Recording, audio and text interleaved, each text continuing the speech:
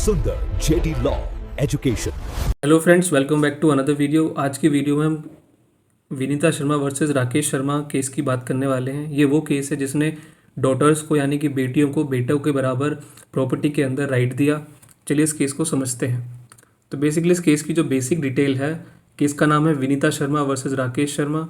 2020 में जजमेंट आई बहुत लंबी लड़ाई लड़ने के बाद, और जिस कोर्ट ने इस जजमेंट को दिया उसका नाम है सुप्रीम कोर्ट ऑफ इंडिया। इसका मतलब ये है कि पूरे देश के ऊपर ये कानून अब लागू है। और मतलब 3 जजेस की बेंच थी। तो बेंच स्ट्रेंथ कितनी थी? 3 जजेस की बेंच थी जिसने इस डिसीजन को दिया। और जो ये जजेस के नाम है वो आप देख सकते हैं वीडियो को पोस्ट करके। This judgment is considered one of the most important decision regarding women's right in India. क्योंकि इसने क्या किया है, मतलब पहले क्या था कि लड़कों को ही प्रॉपर्टी के अंदर राइट था, तो इसने जब बराबर कर दिया तो आप समझ सकते हैं कि वुमेन के लिए, औरतों के लिए कितना बड़ा ये गेम चेंजर था। तो what is this case about? ये केस है किस चीज़ के बारे में? देखिए, दिस केस डील्स विद, मैं एक चीज़ बताना चाहता हूँ कि मैं थोड़ा इंग्लिश और हिंदी दोनों मिक्स करके बताऊँगा ताकि जो है दोनों ही लैंग्वेज के जो लोग हैं वो समझ सकें। तो this case deals with the right of a daughter in a Hindu family. In Hindu law there is a concept call coparcenary property. तो इसके बारे में हम समझेंगे। तो बेसिकली क्या है कि देखिए, इसमें जो है बेटी का क्या राइट रहेगा प्रॉपर्टी के अंदर, ये बेसिकली इस केस के बारे में है। और बेसिकली हमारा जो लिमिटेशन हमारी है कि हम हिंदू लॉ के बारे में, जो लोग हिंदू धर्म को बिलोंग करते हैं उनके लिए जजमेंट है। ठीक है, कोपासनरी के बारे में हम समझेंगे आगे। ट्रेडिशनली क्या है कि देखिए, only man, sons, grandson etcetera had right in this property by birth. तो जन्म से ही सिर्फ लड़के को, चाहे मतलब वो किसी भी तरीके से, बेटा, ठीक है, आपके फादर, आपके ग्रैंडफादर, ग्रेट ग्रैंडफादर, तो जितने भी हैं मेल मेंबर्स जो होते थे, तो इतिहास में यही रहा कि उन्हीं को प्रॉपर्टी के अंदर राइट था। Women were excluded from being coparcener joint owners by birth. तो जो औरतें थी उनको इसमें प्रॉपर्टी के अंदर राइट नहीं था, ठीक है ना, वो उनका मतलब हिस्सा उनको नहीं मिल सकता था। तो कोपासनर का मतलब होता है कि जॉइंट ओनर, जैसे ही जन्म हुआ उस परिवार के अंदर, उसका अपने पैतृक जो संपत्ति होती है, जो एंसेस्ट्रल प्रॉपर्टी होती है, उसमें अधिकार हो जाता है, जैसे लड़कों को मिल जाता है। In 2005 the Indian government change the law to give daughters equal rights. तो ये जो जजमेंट है, बेसिकली कहीं ना कहीं 2005 का जो अमेंडमेंट सरकार लेके आई थी, जिसने कहा था कि लड़कियों को लड़कों के बराबर ही हक है प्रॉपर्टी के अंदर अपने पेरेंट्स की। तो उसी के अंदर कुछ कन्फ्यूजन थे जिसके लिए जजमेंट है। However there was a confusion about when this right start. तो मैंने कहा ना जैसे कन्फ्यूजन थी, तो ये कन्फ्यूजन ये थी कि भाई ये अधिकार मिलेगा कब से। ठीक है, 2020 में जाके जजमेंट आई है, 2005 की लड़ाई है, और बहुत सारे मतलब पुराने केसेस भी थे। This case clears that confusion. तो ठीक है, ये कन्फ्यूजन दूर करने के लिए केस आया था। तो अब समझते हैं कि कोपासनर होता क्या है। What is a coparcener? A coparcener is a person who has a legal right to family property just by being born into that family. तो कोपासनर वो व्यक्ति होता है जिसका जो है, जिस घर में वो पैदा हुआ है, उस फैमिली प्रॉपर्टी के अंदर उसका जो है बराबर का हक हो जाता है सिर्फ जन्म लेने से ही। उसे कहते हैं कोपासना। अब क्या ये, it is a birth right. ठीक है ना, ये क्या है, जब जब से आपका जन्म हुआ है ना, जन्म से ही आपका अधिकार है। You don't have to wait for anyone to die. आपको ये नहीं कि कोई मरेगा तब जाके आपका राइट बनेगा प्रॉपर्टी के अंदर, कि जैसे ही आप जन्म हो गया, आपका अधिकार उसमें बराबर हो गया, सबके बराबर। ठीक है, you are a part owner the moment you are born. जैसे ही आप पैदा हुए, उस प्रॉपर्टी के अंदर आपका भी इक्वल शेयर हो गया। Before 2005 only sons were coparceners. तो 2005 से पहले क्या था, सिर्फ ये जो हक था किसको था, सिर्फ बेटों के पास था। तो जैसे ही बेटे पैदा होते थे, मान लीजिए 2 बेटे हैं, ठीक है, तो उनके बराबर के शेयर थे। 3 हो गए तो 3 हो जाएंगे, तो जैसे ही तीसरा पैदा होगा उसको बराबर का हक मिल जाएगा। The 2005 amendment said a daughter shall also become a co-partner in her own right in the same manner as the son। तो 2005 के अमेंडमेंट ने ये कहा कि डॉटर को भी बेटे के बराबर ही हक है, ठीक है, प्रॉपर्टी के अंदर, वो उसको भी कोपासनर का हक दिलाया गया। देखिए, जो ओरिजिनल लॉ था 1956, जो हमारा हिंदू सक्सेशन एक्ट है, तो वो क्या कहता है प्रॉपर्टी का। देखिए, सक्सेशन जो है वो बेसिकली प्रॉपर्टी लॉ जो है हिंदू की कैसे डिवाइड होती है उसके बारे में बात करता है। तो अंडर सेक्शन 6 जो था of the 1956 act, women were not equal to man. तो इस एक्ट के अंदर क्या था कि सेक्शन 6 ने ये लिखा हुआ था कि औरत जो है क्या है, आदमी के बराबर नहीं है प्रॉपर्टी के राइट के अंदर, मतलब राइट क्लेम करने के लिए। If a man died his share went to his male relative first. अगर आदमी की डेथ होती है तो उसका जो शेयर है वो किसके पास जाएगा, जो उसके मेल रिलेटिव्स, जो आदमी रिश्तेदार हैं, ठीक है, बेटा हो गया, ठीक है, उन सबको ये प्रॉपर्टी का हक मिलेगा। daughters only got a small portion of the man's individual share, not a share from the birth pool. Basically इसमें क्या था कि उनको एक रहने के लिए थोड़ा सा एक बंदोबस्त हो जाता था। बेसिकली उनका कोई प्रॉपर्टी में खरीदने बेचने का मतलब बेचने का, उस प्रॉपर्टी को कहते हैं ना एलिनेट करने का कोई अधिकार नहीं था। तो अगर हस्बैंड को मतलब मान लीजिए उसके हस्बैंड को प्रॉपर्टी मिल रही है तो वो अपने उसमें रह सकती है, ठीक है। और अपना मान के चलिए कि जो बेटी है, ठीक है, उसके हस्बैंड की डेथ हो गई, वो अपने अपने फादर के घर पे आ गई है, तो उसको रहने के लिए जगह मिल सकती है। तो इस तरीके से मदर को रहने के लिए जगह मिल सकती है। तो इस तरह का राइट था, लेकिन ये नहीं था कि उनको बराबर का हक मिल रहा था प्रॉपर्टी को। जैसे बेटा है, बेटे को प्रॉपर्टी के अंदर राइट मिलते, वो अपना शेयर बेच सकता है, लेकिन ये औरतों के लिए नहीं था। तो ये बेसिक सा डिफरेंस है। This was seen as unfair and against the principle of gender equality. तो ये क्या था, बिल्कुल जो देखा जाए तो बिल्कुल गलत था, दोनों के लिए बराबर नहीं था। और जेंडर इक्वालिटी के लिए क्या था, बराबर बेसिकली क्या था, उस प्रिंसिपल के अगेंस्ट था। तो 2005 का जो अमेंडमेंट है, ये सितंबर 9 2005 में क्या हुआ, ये जो लॉ चेंज हुआ, इसने कहीं ना कहीं इनइक्वालिटी को फिक्स करने की कोशिश करी। The daughter of a copartner shall by birth become a co-partner in her own right in the same manner as the son। तो इसमें कहा गया कि जो डॉटर है उसके पास भी क्या है, सेम ही राइट है, जैसा बेटे को राइट मिलता है जैसे कोपार्टनर का, ठीक है, वैसा ही जो है बेटी को भी मिलेगा। तो इसका मतलब क्या है, this means daughters now have, पहला the same right as sons. तो अधिकार भी उसको, जैसे बेटे के पास अधिकार है वैसा ही बेटी को भी अधिकार मिला प्रॉपर्टी के अंदर। पर साथ साथ में क्या है, the same liabilities as sons, जिम्मेदारी भी। अगर मान लीजिए किसी तरह का लोन वगैरह है, बहुत सारी चीज़ें होती हैं ना, पेरेंट्स का देखभाल करना, ये सब चीज़ें होती हैं, तो वो जो जिम्मेदारी हैं वो भी जो है बेटे निभाते हैं, तो ऐसे ही बेटी को भी निभाना पड़ेगा अपने पेरेंट्स के लिए। The right to ask for a partition of property, ठीक है। तो जैसे मैंने कहा ना कि पहले लड़कियों को और मदर वगैरह को क्या था कि बस रहने का तो उस घर के अंदर, उस प्रॉपर्टी के अंदर था राइट, लेकिन क्या था कि बेसिकली क्या था कि उसमें ऐसा नहीं था कि वो खुद से जो है अपना हक मांग सकें, वो कह सके कि जी मेरा जो हिस्सा है मुझे दे दो, मैं बेच के उसका अपना कुछ और करना चाहती, तो वो पहले अलाउड नहीं था। तो इसने कहीं ना कहीं वो चीज़ को ला दिया। अब देखिए लीगल कन्फ्यूजन क्या आई इसके अंदर, क्योंकि अमेंडमेंट ने सब कुछ क्लियर कर दिया, लेकिन कन्फ्यूजन भी आई। After 2005 courts were confused about one major question. एक बहुत बड़ा सवाल था जिसको लेकर सब सारे कोर्ट्स में हंगामा मचा हुआ था। वो ये था, does the father have to be alive on September 9, 2005 for the daughters to get the right. अब ये सवाल था कि क्या, क्योंकि अमेंडमेंट कब आया, 9 सितंबर 2005 को, तो क्या उसी दिन जो है उस दिन तक फादर को जिंदा होना ज़रूरी है ताकि जो है बेटी को राइट मिल सके। कहने का मतलब ये है कि जो 8 सितंबर 2005 से पहले और उस तब से जो पीछे के जो केसेस रहेंगे, तो क्या उसमें बेटी को राइट नहीं मिलेगा, क्योंकि फादर की अगर डेथ अगर 8 सितंबर को हो गई है और 10 साल पहले, 15 साल पहले डेथ हो गई, तो क्या बेटी को राइट नहीं मिलेगा प्रॉपर्टी के अंदर। तो ये सवाल इसके अंदर सबसे बड़ा था, क्योंकि एक जो इसके अंदर एक जो केस था प्रकाश वर्सेस फूलावती, इसमें इस केस ने कहा कि अगर कि फादर का जिंदा होना ज़रूरी है, जिस दिन अमेंडमेंट आया तब से उसका जिंदा होना ज़रूरी है, तभी जो है क्या होगा, प्रॉपर्टी में बेटी को राइट मिल पाएगा। लेकिन जो दूसरी जजमेंट थी धनम्मा वर्सेस अमर, इसने कहा कि नहीं, फादर का जिंदा होना ज़रूरी नहीं है अमेंडमेंट के टाइम पे। अगर फादर की डेथ जो है 10 साल 15 साल पहले हो चुकी है 2005 से भी, तो तब भी क्या रहेगा, बेटी को राइट मिलेगा। अब देखिए इस केस के जरा फैक्ट्स पे आ जाते हैं। जो फैक्ट्स जो हैं बेसिकली क्या है कि the case started when Vinita Sharma filed a law suit claiming her 1/4 share in her families property.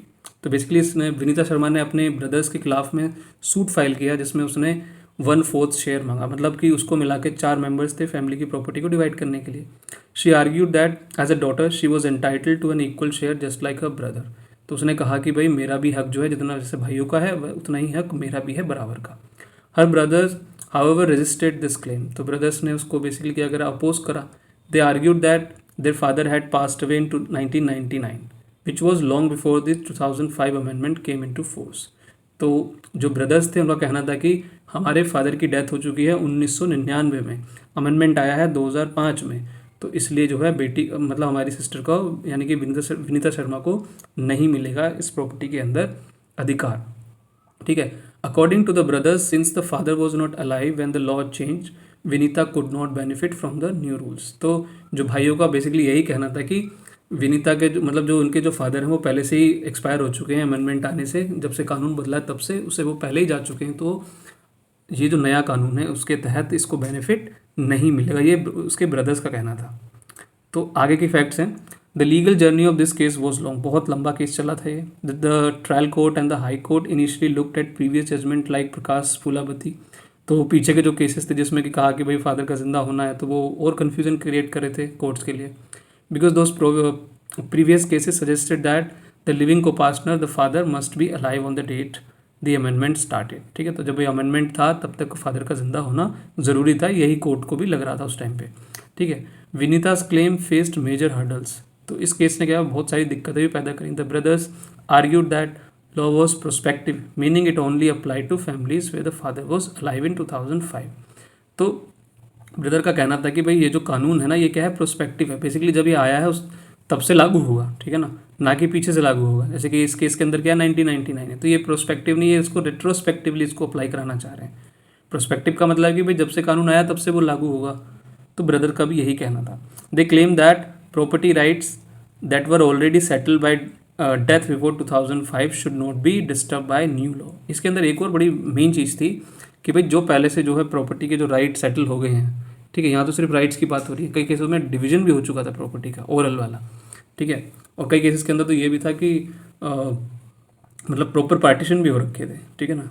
तो कहीं ना कहीं उन सवालों का भी इसके अंदर जवाब हुआ कि भाई क्या होगा। अब देखिए आगे के फैक्ट्स हैं इसके अंदर। Due to the conflicting views of different benches of Supreme Court in earlier years, this specific case was referred to a larger 3 जज बेंच। क्योंकि भाई हर अलग अलग नीचे के जो कोर्ट्स थे उन सबका अलग अलग डिसीजन था और कन्फ्यूजन क्रिएट हो रही थी, क्योंकि देश के अंदर कानून तो एक जैसा होना चाहिए, तो एक जैसी चीज़ें नहीं थी, इसलिए सुप्रीम कोर्ट के पास ये केस गया जिसमें 3 जजेस की बेंच ने इसको सुना। The court needed to decide once and for all if the daughter's right is an independent birth right और if it is a gift from the 2005 law that depends on the father's survival. तो कहीं ना कहीं ये चीज़ court को decide करनी थी कि भाई क्या जो बेटी है उसका जो है अपने आप में क्या है, वो जन्म से उसका प्रॉपर्टी के अंदर अधिकार है, या फिर इसको एक जो 2005 का ये जो लॉ में कानून में बदलाव आया है क्या उसकी तरफ से सिर्फ गिफ्ट है। तो जिसका मतलब ये है कि भाई उस टाइम में फादर का जिंदा होना ज़रूरी है जब से ये अमेंडमेंट आई, ठीक है ना। तो क्या ये एक तरीके से बस गिफ्ट है। This was a massive question because thousands of families across India were waiting for an answer, ठीक है ना। पूरे देश के अंदर इस सवाल का जवाब ढूंढा जा रहा था। If the court set the father must be alive many daughters would lose their ancestral property right. अगर कोर्ट ये कह देता कि जी कि भाई मतलब फादर का जो है 2005 जब ये अमेंडमेंट आया उस दौरान में उनका ज़िंदा होना ज़रूरी था, तो अगर कोर्ट कह दे तो फिर क्या होगा कि जितनी भी लड़कियां थी जिनके मतलब जो बेटियां थी जिनके फादर 2005 9 सितंबर 2005 से पहले डेथ हो चुकी थी, तो उनको तो अधिकार मिलता नहीं, ठीक है ना। If the court set the father's life didn't matter it would truly empower women. तो इस केस के अंदर भी वैसे ही हुआ है, ठीक है ना, कि भाई जो है फादर की डेथ मैटर नहीं करती है। तो ये देखिए समरी है, आप जल्दी से इसको पोस्ट करके पढ़ सकते हैं जिसको जो लंबी चीज़ समझ में नहीं आए। तो इसके अंदर इश्यूज़ क्या इन्वॉल्व थे, किस किस चीज़ों का कोर्ट को जवाब देना था, हम एक करके सारे इश्यूज समझ लेते हैं। पहला इशू था whether the 2005 amendment is prospective, retrospective और रेट्रोएक्टिव। तो ये सवाल कोर्ट को जवाब देना था कि भाई ये जो कानून है 2005 का जो अमेंडमेंट है क्या ये प्रोस्पेक्टिव है, मतलब कि जब से कानून बना तब से लागू है, या रेट्रोस्पेक्टिव है या पीछे से मतलब लागू होगा, ठीक है ना। और रेट्रोएक्टिव है, रेट्रोएक्टिव का कहीं ना कहीं मतलब अगर आप देखेंगे तो इसका मतलब ये है कि भाई जो पुरानी चीज़ें हैं उनमें क्या कैसे कैसे चेंजेस होंगे। फॉर एग्जांपल अगर मैं आपको दूं कि एक कानून आता है वो कहता है कि भाई जितनी भी शादी रजिस्टर नहीं हुई है ना एसडीएम के पास में, उनको जो है इलीगल मान लेते हैं, है ना, वॉइड मान लेते हैं, जो भी है वॉइडेबल मान लेते हैं, जो भी है कोई भी वर्ड ऐसे करके यूज़ करते हैं कि वो क्या वैलिड नहीं है वो मैरिज। और वो कब से नहीं है, मतलब अब से जो है पीछे के मतलब जितनी भी आज के पीछे की डेट से नहीं है। तो ये क्या हो गया, कहीं ना कहीं ये रेट्रोएक्टिव इफेक्ट लेके आता है केस के अंदर। अब देखिए इशू दूसरा था whether daughter can claim coparcenary right if a father died before September 9, 2005। तो क्या बेटी को भी कोपासनरी राइट मिलेगा कि जब मतलब कि अगर फादर की डेथ जो है 2005 सितंबर 9 से पहले हो चुकी है तो क्या उसको कोपासनरी राइट मिलेगा या नहीं। तीसरा इशू था whether the daughter must be born after 2005 to get these rights. तो क्या बेटी का जन्म भी जो है 2005 के बाद ही होना चाहिए ताकि जो है उसको प्रॉपर्टी के अंदर राइट मिल सके, क्योंकि उस टाइम पे जो 60-70 साल की भी जो लेडीज़ थी, वुमेन थी, तो उनका भी तो राइट कहीं ना कहीं उसमें आ रहा था, जिनका जन्म 1980 में हुआ होगा, 1970 में हुआ होगा, है ना। तो ये बता कि 2005 के बाद जन्म होना चाहिए तभी मिलेगा राइट कि नहीं। फिर था what happens to property partition division that were already done before the law changed. अब ये भी सबसे बड़ा सवाल था कि कुछ केसेस के अंदर क्या था कि पार्टीशन हो चुके थे, बंटवारे हो चुके थे प्रॉपर्टी के सही तरीके से, ठीक है ना, कोर्ट के अंदर केसेस करके या कोई फैमिली डीड बना के, ठीक है ना, इस तरीके से जो है वो चीज़ें हो चुकी थी, ऑलरेडी डिवीजन हो चुका था। तो क्या उन केसेस पे क्या असर पड़ेगा, ये भी बड़ा, ये इस केस का मुझे कहीं ना कहीं लगता है बड़ा इंपॉर्टेंट चीज़ थी। तो एक एक करके सब चीज़ों की बात करेंगे, ठीक है। तो कोर्ट ने कहा कि अनऑब्स्ट्रक्टेड हेरिटेज की बात करी इसके अंदर। Supreme Court explain that there are two types of inheritance in Hindu law. तो कोर्ट ने कहा कि देखिए दो तरह के इनहेरिटेंस हैं, मतलब प्रॉपर्टी जो है दो तरीके से दी जाती है। पहला है देखिए ऑब्स्ट्रक्टेड हेरिटेज, जिसका मतलब है where right depends on the death of the owner. तो भाई आपका राइट कब से बनेगा, आप उस प्रॉपर्टी के अंदर आपका हक कब से बनेगा, जब से जो है डेथ हो जाएगी जिस जिस जिस इंसान की वो प्रॉपर्टी है, उसके बाद ही आगे जाके उसका डिवीजन होगा, ठीक है, मतलब उन बाकी लोगों का उसमें हिस्सा बनेगा। लेकिन दूसरा है अनऑब्स्ट्रक्टेड हेरिटेज, जिसका मतलब है where the right is created by birth. तो ये क्या है, जैसे ही घर में किसी भी बच्चे का जन्म हो जाता है तो उसका जो है उस घर की जो एंसेस्ट्रल प्रॉपर्टी होती है, पैतृक संपत्ति होती है, उसका उसके अंदर उसका बराबर का हक हो जाता है, ठीक है। तो कोर्ट ने क्या कहा इसके अंदर, कोर्ट ने कहा the court held that a daughter's right is unobstructed. तो कोर्ट ने यही कहा कि भाई क्या है वो अनऑब्स्ट्रक्टेड है, मतलब कि जो उसका जब से उसका बच्ची का जन्म हुआ है तब से ही उसका राइट है। It is given to her the moment she is born, जैसे ही उसका जन्म हुआ तब से ही। Therefore it does not depend on anyone else death और लाइफ, इसलिए किसी की डेथ और ज़िंदगी पर फ़र्क नहीं पड़ता जब से वो उसका जन्म, ठीक है, उसके जन्म से फ़र्क पड़ता है, दूसरे के मरने जीने से नहीं फ़र्क पड़ता, ठीक है। दूसरी बात थी कि भाई फादर की लाइफ के बारे में कोर्ट ने कहा the court answer the most controversial question very clearly. It is not necessary that the father coparcener should be alive on 9 September 2005। तो जो सबसे मेन कन्फ्यूजन थी कि फादर का जिंदा होना ज़रूरी है तभी जाके बेटी को उस प्रॉपर्टी के अंदर अधिकार मिलेगा। तो कोर्ट ने कहा कि नहीं, ठीक है, बेटी का जो है जब से उसका जन्म हुआ था वो तब से ही, मतलब अगर बेटी का जन्म 2000 मतलब 1980 में हुआ था तो वो तब से ही कोपासनर बन गई है, ठीक है ना। यहाँ ऐसा नहीं, तो इसका मतलब फादर का डेथ हो जाए कभी भी हो जाए कोई फ़र्क नहीं पड़ता, 1980 में फादर की डेथ हो गई तब भी कोई फ़र्क नहीं पड़ता। The daughter gets the right because she is a daughter by birth. तो डॉटर को जो राइट कैसे मिला है, क्योंकि प्रॉपर्टी के अंदर राइट कैसे मिलेगा, जब क्योंकि उसका जन्म हुआ है, ठीक है ना, सिर्फ बर्थ से, जन्म से ही उसको राइट मिल गया। The status of the father on the date of the amendment is irrelevant. तो भाई फादर का जिंदा होना या ना जिंदा होना उस अमेंडमेंट के अंदर क्या है, वो इरेलीवेंट है, तो उससे फ़र्क नहीं पड़ता है। Even if the father died in 1950 or 1990, the daughter can still claim her share after 2005। चाहे फादर की डेथ जो है 1950 में हो गई हो, 1990 में, किसी भी दौरान हो गई हो, 2005 से पहले, तो क्या है उसके अंदर तभी भी जो है बेटी को 2005 के एक्ट के हिसाब से पीछे से भी उसको मतलब शेयर मिलेगा प्रॉपर्टी के अंदर। अब देखिए retroactive law. The court use the word retroactive, जैसे मैंने आपको इसका मतलब समझाया था। अब प्रोस्पेक्टिव लॉ क्या है, देखिए प्रोस्पेक्टिव लॉ है अप्लाइज ओनली फ्रॉम टुडे, तो जब से कानून आया तब से वो लागू हो जाता है, ठीक है, जिसको कहते हैं प्रोस्पेक्टिव लॉ कहते हैं, ठीक है। रेट्रोएक्टिव भी पढ़ेंगे। रेट्रोस्पेक्टिव है law changes everything from the past, तो जो पीछे से, मतलब कि मान लीजिए 1970 से कर दिया, 1950 से कर दिया, ठीक है, या तो डेट दे देते हैं, नहीं तो वो कह देते हैं कि वो पीछे से, ठीक है ना, जब से था तब से। अब तीसरी चीज़ है रेट्रोएक्टिव, क्योंकि कोर्ट ने ये वर्ड यूज़ किया। दिस केस मीन्स द, इस केस के अंदर क्या था, means the right is based on an event from the past. तो बेसिकली क्या है कि भाई इवेंट जो है पास्ट में हुआ, क्योंकि इवेंट कौन सा हुआ है, क्योंकि बेटी का जन्म होना, ठीक है ना, अगर बेटी का जन्म हो चुका है, ठीक है ना, तब से ही उसको राइट मिलेगा, फादर के होने ना होने से नहीं। But the benefit is given from 2005 onwards. तो लेकिन बेनिफिट कब से मिलेगा, 2005 से ही मिलेगा, ठीक है ना। लेकिन कौन सी घटी होगी, बच्चे का जन्म हुआ तब से ही उसका अधिकार बन गया है, ठीक है। This means even daughters born before 2005 are fully covered. इसका मतलब ये था कि जो बच्ची हैं जिनका जन्म 2005 से पहले हुआ उनको भी इसके अंदर अधिकार मिलेगा। अब अगली चीज़ थी भाई जो कॉन्फ्लिक्ट था उसको ख़त्म करना। Supreme court officially overruled the decision in Prakash versus Phoolavati. जो प्रकाश वर्सेस फूलावती का जो केस था उसको कोर्ट ने मना कर दिया, नकार दिया। The Phoolavati case had wrongly set both father and daughter must be alive in 2005। तो इस केस ने क्या कहा था, प्रकाश वर्सेस फूलावती ने कहा था कि भाई फादर का जिंदा होना ज़रूरी है और साथ साथ में बेटी का भी जिंदा होना ज़रूरी है 2005 के अंदर, खासकर अमेंडमेंट की डेट के टाइम पर। तो कोर्ट ने कहा ये गलत है।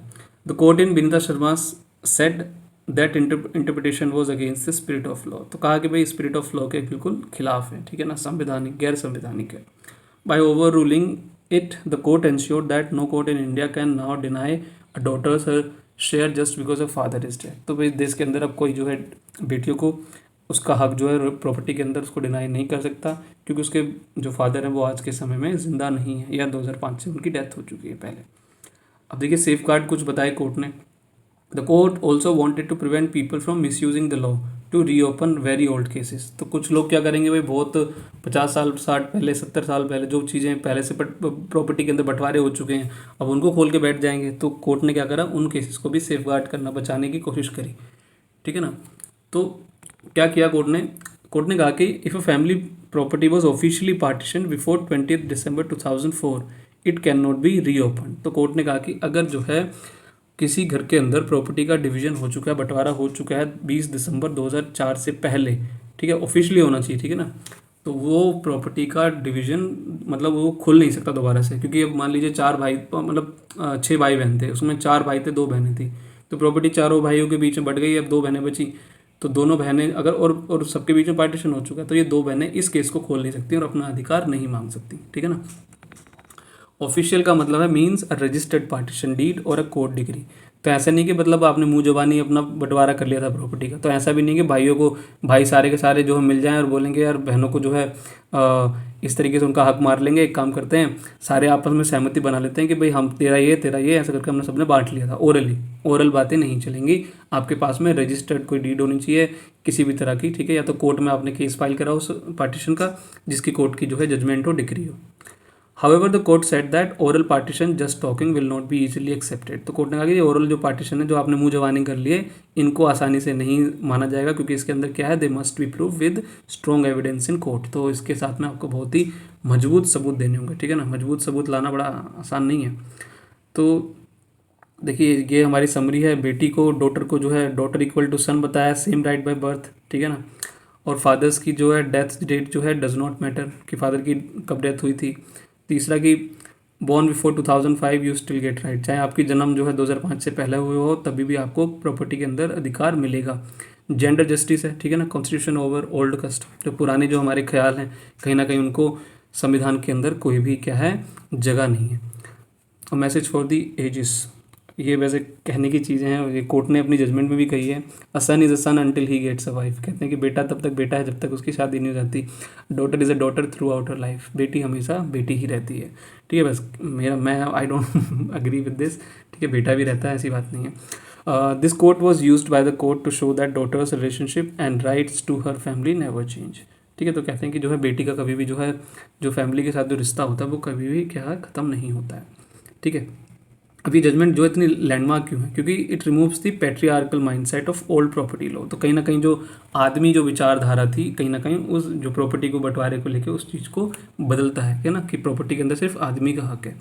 It gives financial independence to millions of women in India. तो कहीं ना कहीं एक तरीके से फाइनेंशियली इंडिपेंडेंट भी बनाती है उन औरतों को, ठीक है, जिनके पास कई तरह के सोर्सेज नहीं हो सकते हैं ना। और it ensures equality is not just a word in constitution but a reality in Holmes. तो सिर्फ जो है इक्वालिटी करना सिर्फ ये शब्द नहीं है, ये कहीं ना कहीं ये बहुत ही इंपॉर्टेंट चीज़ है संविधान के अंदर। तो उसको कहीं ना कहीं उसका इम्प्लीमेंट होना भी इस केस के थ्रू दिखा। It provides legal certainty, no more confusion between different judgments. तो कहीं ना कहीं इसने एक चीज़ को फिक्स कर दिया, जो कन्फ्यूजन थी उसको दूर कर दिया कि भाई जैसे कि फादर का जिंदा होना ज़रूरी है, बेटी का जिंदा होना ज़रूरी है, बहुत सारी चीज़ें हैं कि पुराने केसेस का क्या होगा, ठीक है ना। तो इम्पैक्ट ऑन पेंडिंग केसेस, जो उस टाइम पे केसेस जो पेंडिंग थे सारे कोर्ट के अंदर, अलग अलग जो कोर्ट्स हैं इंडिया के अंदर, उन पे क्या फ़र्क पड़ा। There were thousands of cases stuck in court because of the confusion, क्योंकि बहुत सारी कन्फ्यूजन थी। अलग हाई कोर्ट कुछ मतलब हर हाई कोर्ट अलग अलग बातें कह रहा था, तो कोर्ट ने इसको क्लियर कर दिया।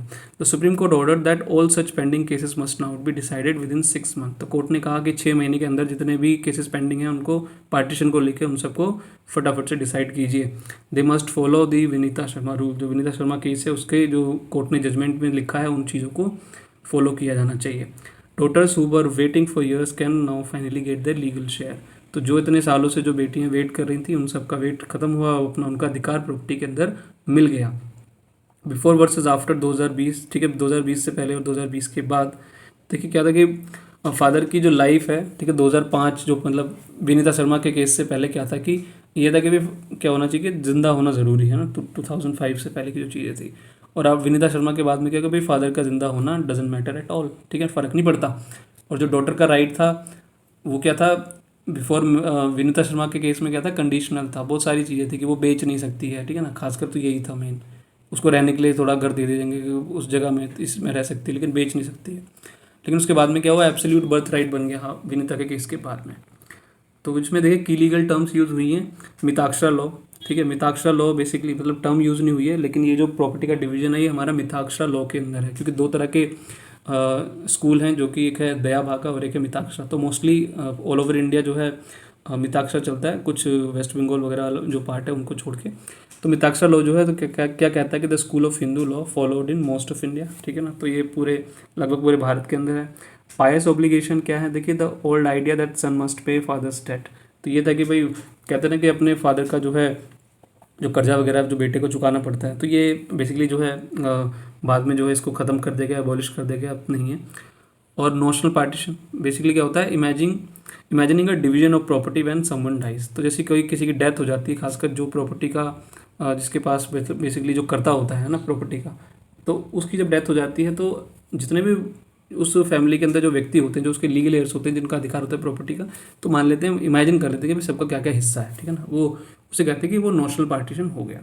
फिर कर्ता जो मैनेजर होता है फैमिली का ना, जो कर्ता धर्ता जो सब कुछ, तो अब ये कहा गया कि भाई जो बेटी है वो भी उसके अंदर कर्ता बन सकती है, ठीक है। जो लॉ स्टूडेंट है उनके लिए सीखने की चीज़ें हैं। This case teaches us how the supreme court interpret social welfare laws, ठीक है। Laws that aims for equality should be interpreted liberally, ठीक है। जो इक्वालिटी की बात करते हैं उनको क्या ब्रॉड माइंड से जो है उनको इंटरप्रेट करने की ज़रूरत है। The intent of parliament to give equality must be respected. तो बस कहीं ना कहीं पार्लियामेंट ने अमेंडमेंट लेके आई थी, तो उनकी जो कहीं ना कहीं इच्छा क्या थी कि भाई ये क्या है, इक्वालिटी जो है दोनों के बीच में, दोनों जेंडर के बीच में लेके आए, तो उसको रिस्पेक्ट करना ज़रूरी है। स्टेट डिसाइजेस, तो देखिए क्या डिसीजन था, क्योंकि देखो सारी जब बड़ा कोर्ट डिसीजन देता था वो कहीं ना कहीं सबके ऊपर एप्लीकेबल हो जाता है ना। तो how a larger bench fixes mistake made by smaller benches, ठीक है ना। तो ये सब चीज़ें जो अलग अलग कोर्ट्स के अंदर चीज़ें होती हैं, अगर मान लो जो अलग अलग डिस्ट्रिक्ट हैं, तो कहीं ना कहीं हाई कोर्ट का जजमेंट उन सब के लिए वो स्टेट डिसाइजेस बन जाता है, प्रेसिडेंट कहते हैं ना जिसे, वो बन जाता है। सुप्रीम कोर्ट का है तो वो फिर पूरे इंडिया के लिए बन जाता है स्टेट डिसाइसिस, या फिर प्रेसिडेंट आप उसको कह सकते हैं। तो कंक्लूजन है, देखिए इस केस में जो जितनी भी जो बेटियों की जो चीज़ें थी वो कहीं ना कहीं जो है उनको एक इक्वालिटी का दर्जा लाके जो है कहीं ना कहीं ख़त्म किया, ठीक है ना। जो भी अड़ंगे थे उन सबको ख़त्म करा। इक्विटी इक्वालिटी दोनों में क्या फ़र्क है, फाइनली जस्टिस हुई। तो इक्विटी इक्वालिटी में डिफरेंस बताइए। Thank you so much for watching the video. If you like the video please like करें, शेयर करें और चैनल को सब्सक्राइब करना ना भूलें। Thank you so much.